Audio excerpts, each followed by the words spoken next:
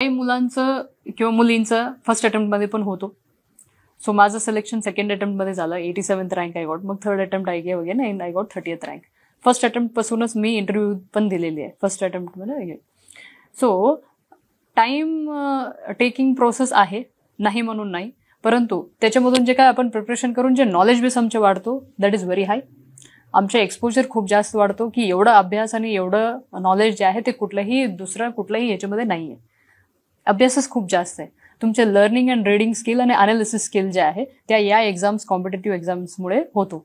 आणि मुलींसाठी उपयुक्त नाही असं नाहीच आहे. इनफॅक्ट अधिकच्या अधिक लेडी ऑफिसर्स आलं पाहिजे. द सेन्सिटिव्हिटी ऑफ वर्किंग जे आहे ते लेडी ऑफिसर्समध्ये जास्त असतो. Rather than practicality we go in sensitive issues also.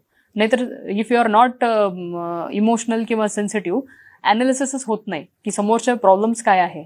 Ultimately government सर्व्हिसमध्ये आपण येताना लॉ एन्फोर्समेंट मी ऑलरेडी सांगितलेलं आहे. आणि second is what are the burning issues in the district तेही बघितलं पाहिजे. आता कितीतरी IAS ऑफिसर्स आहेत, junior IAS officers, lady officers, they are doing tremendous work, good work which are touching actually the poor lives. म्हणजे हे जे component आहे तर lady officers are working more on those lines.